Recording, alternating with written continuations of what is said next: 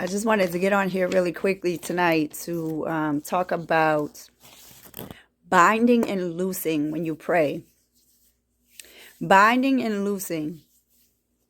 So I'm going to read to you from Matthew 16:19. Matthew chapter 16, verse 19. I will give you the keys of the kingdom of heaven.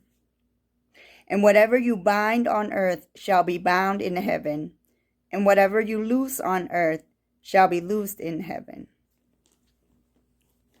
So for anybody that doesn't know, binding means that you're forbidding something.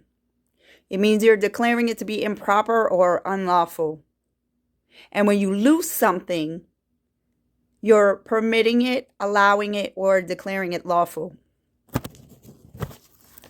So, for example, some of the things that we might want to bind up effective immediately are things like discouragement, hopelessness, despair, or anxiety. But in order to just bind up these things, we want to make sure that we're loosing the opposite.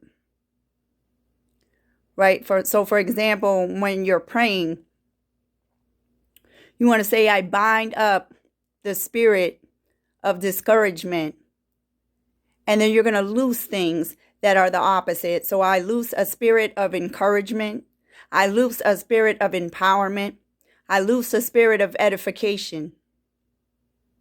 So maybe it's hopelessness that you're dealing with. Hopelessness or despair.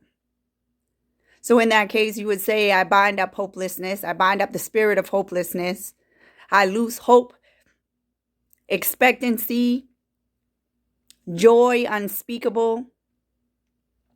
If it's anxiety that you're dealing with, and a lot of people are, anxiety is fear-based, okay? Then you would say, I bind up the spirit of anxiety. I loose contentment. I loose the peace that surpasses all understanding. If you're dealing with restlessness, same thing. You want peace. You want restful sleep. Fears or phobias, you're going to lose something like fearlessness and courage. But you have to make sure that you're binding up the things that you don't want. Maybe you're battling with thoughts of suicide, suicidal thoughts. In that case, you would say, I loose a spirit of life and life more abundantly. We're going to use the word here because the word is powerful. Positive affirmations are not powerful. The secret is not powerful. Okay? Naming it and claiming it is not powerful. Manifesting is not powerful. You might get what you want, but there is a hefty price tag attached to it if you do. Okay? Because anything that you get through the devil's means comes with a hefty price tag that you do not want to pay. Use the word of God. Use the word of God. Maybe it's doubt. Maybe you're always just feeling doubtful and uncertain. If that's the case, I bind the spirit of doubt and I loose assurance. Or if it's unbelief, I know that's a battle for a lot of us, right? It's so easy to believe in God and for God when you can see physically that things are moving in the right direction, but it's really a lot more difficult to believe in God and for God when everything logically says to you ain't gonna happen. So whenever you're dealing with unbelief, I want you to say, I bind the spirit of unbelief and I loose a mustard seed of faith enough to move a mountain. Because that's what the Bible tells us. A mustard seed of faith is enough to move a mountain.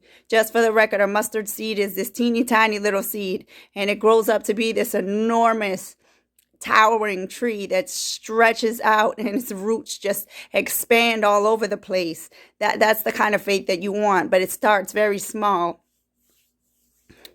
Maybe you're dealing with hatred.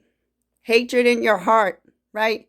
That's something you want to get out of there. Hatred is like a cancer, right? Hatred is like a cancer, and so venom will pour out of your mouth when you have hatred in your heart. And it will pour out of your mouth towards people that didn't even cause the offense. So I just want to make that clear. Hatred, anger, that kind of thing is a mighty foothold for the devil.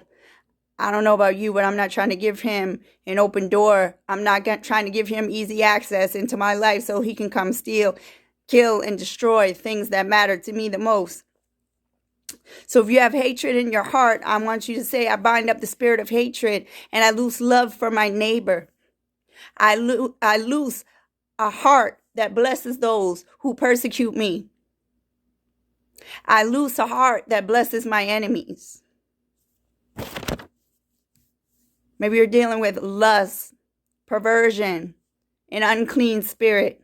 An unclean spirit would be the reason why you're addicted to pornography or always sleeping around behind your significant other's back. Okay, that's an unclean spirit. So if that's something that you deal with, you want to say, I bind the spirit of perversion and uncleanness. I bind an unclean spirit and I loose purity, wholesomeness, a righteous spirit within me, a renewed mind. Maybe you're battling with pride, right? Maybe you're the person that